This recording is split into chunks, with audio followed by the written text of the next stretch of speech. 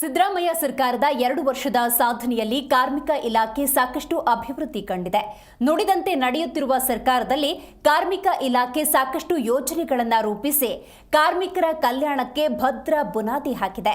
ಸಚಿವ ಸಂತೋಷ್ ಲಾಡ್ ಅವರ ದೂರದೃಷ್ಟಿಯಿಂದ ಉಪಧನ ಕಾಯ್ದೆ ಗಮನ ಸೆಳೆದಿದೆ. ಸಂತೋಷ್ ಲಾಡ್ ಅವರು ಸಚಿವರಾಗಿ ತುಂಬ ಒಳ್ಳೆಯ ಕೆಲಸಗಳನ್ನ ಮಾಡ್ತಾ ಇದ್ದಾರೆ. ಅದು ನಮ್ಮ ಕಾರ್ಮಿಕರಿಗೆ ಆಗಿರ್ಬೋದು, ಒಂದು ಗ್ರ್ಯಾಚ್ಯುಟಿ ಅನ್ನೋದನ್ನು ಒಂದು ಸಣ್ಣ ಪುಟ್ಟ ಕಂಪ್ನಿಗಳಲ್ಲಿ ನೀಟಾಗಿ ತೊಗೊಂಡೋಗಿ ಅದನ್ನು ಪ್ರತಿಯೊಬ್ಬರಿಗೂ ಕಂಪನಿ ಲಾಸಲ್ಲಾಗಿರ್ಬೋದು, ಲಾಭದಲ್ಲಾಗಿರ್ಬೋದು, ಪ್ರತಿಯೊಬ್ಬರಿಗೂ ಅದು ಮುಟ್ಟೋ ಥರ ಅವರು ಸಂಸ್ಥೆನ ಜನಕ್ಕೆ ಕಾರ್ಮಿಕರಿಗೆ ತಲುಪೋ ಥರ ಅವ್ರು ಮಾಡಿದ್ದಾರೆ. ಗ್ರ್ಯಾಚ್ಯುಟಿಗೆ ಮಾಡ್ತಾ ಇದ್ದಾರೆ ಅದನ್ನು ಆ ವಿಚಾರದಲ್ಲಿ. ಆಮೇಲೆ ಈ ಸಣ್ಣ ಪುಟ್ಟ ಮೊಬೈಲ್ ಕ್ಯಾಂಟೀನ್, ಮೊಬೈಲ್ ಏನು ಹೇಳ್ತಾರೆ, ಮೊಬೈಲ್ ಹಾಸ್ಪಿಟಲ್ ತರ ಮಾಡಿದ್ದಾರೆ. ಇನ್ನು ಉಪಧನ ಕಾಯ್ದೆಯಿಂದ 65 ಲಕ್ಷಕ್ಕೂ ಹೆಚ್ಚು ಕಾರ್ಮಿಕರು ಪ್ರಯೋಜನ ಪಡೆಯಲಿದ್ದಾರೆ.